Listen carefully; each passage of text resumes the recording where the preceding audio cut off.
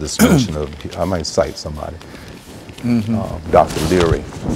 We've talked about this before, about post-traumatic slave syndrome and those types of things. Post-traumatic slave syndrome. Yeah. I don't think I've you never heard of that concept? Yeah, just like post-traumatic stress. You know, you have somebody that goes away. They just stay over. They do 1 or 2 tours, right? So you're talking about somebody been in hundreds of years of slavery. So why can't that type of stress be passed down?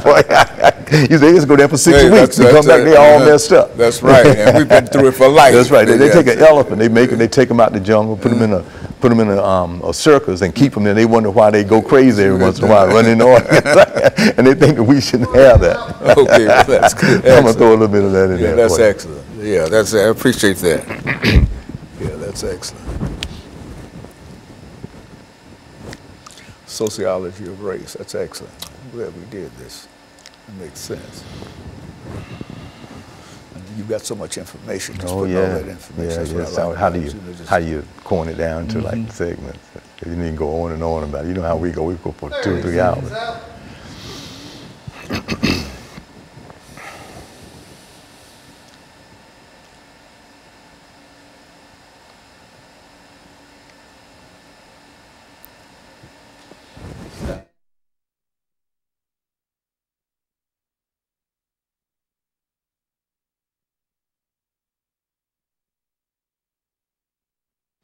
Thank you and welcome back to the final segment of the show for today. We're talking to Dr. EKSanford from Tennessee State University, and he's giving us a sociological understanding of race in the United States of America.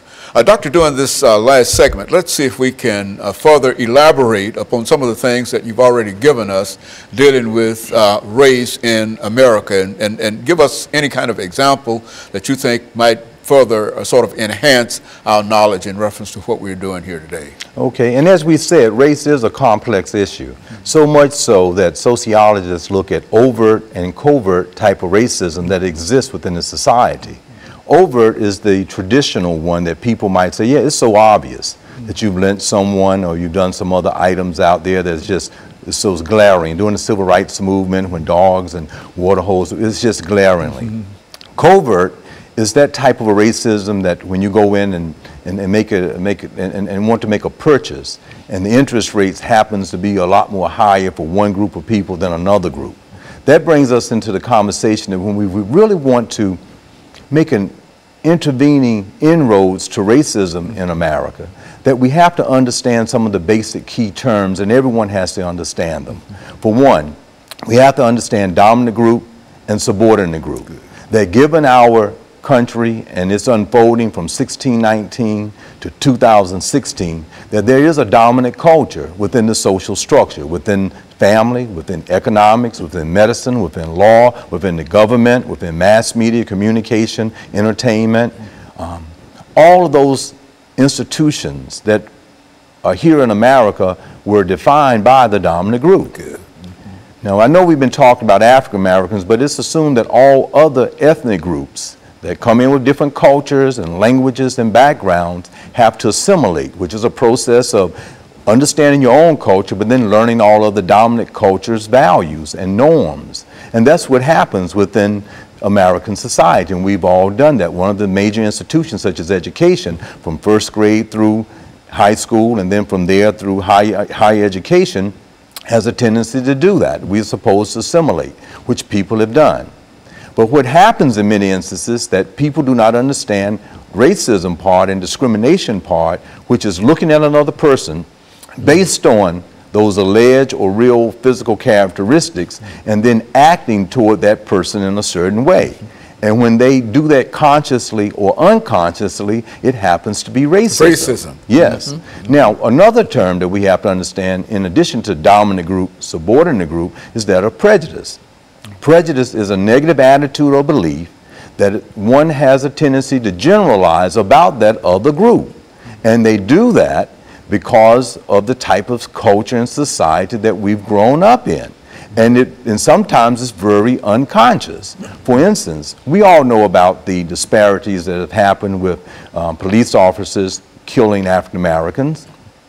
I bet if we had a conversation with that police officer, he would say, some of my best friends are African American, we play basketball together, we have cookouts together. And mean it too. Yeah, and mean it too. But they do not understand that this thing that we are talking about today is in the subconscious. So when they get there and feel empowered and see this other person, something that's been so ingrained has a tendency to come out at that particular point in time. That's why it's very important to understand how this is so ingrained in the American ethos, in the American culture, to the point that if we don't understand the terms, then we will not understand how it's so overgeneralized. And another one that I must say very quickly is that of stereotypes. Yes. So since prejudice is a negative attitude or belief that's generalized about a particular group, a stereotype is the overgeneralization toward another group. So you can have a group of people that are in a homogeneous area, meaning all by themselves, as all one group, one ethnic group, say European Americans that live in a certain rich area or live in a place like Montana or North Dakota, South Dakota, as we're seeing today in our presidential debate that's going on. And they might have this overgeneralization about, say, having an African American president that in their subconscious make them feel, well, hey, that's enough, and that we're going to not vote and help or be an assistance way to something supposed to be better for everyone else in America. So that's an overgeneralization, a stereotype that you have about a person before they even show up. And so these terms are very important. Now, Dr. Leary would ask a group of people, this is to try to share, if you had a group of African Americans in the audience, let's say 400 or 500, and if you would ask the question, can African Americans or other ethnic groups be racist toward other African Americans? Social scientifically, we would say no. Why? Because race and racism is empowerment, is power. Do you own the very economics that you can then make a negative prejudice attitude towards someone or overgeneralize about them and give them mistreatment or be discriminatory? In many instances, we must make a distinction between that African Americans can be prejudiced toward each other, or another ethnic group might be prejudiced, but they cannot be racist toward another group. So that's why I'm trying to indicate today in our discussion that it's very important to understand the definition and difference between racism and prejudice. Racism is that negative attitude and belief that one is superior or inferior based on those physical characteristics, and as a result of that, you would have a stereotype or overgeneralization toward that person before you even get to know them. Prejudice Racism sees only the outside, yes, and prejudice looks deeper on the inside.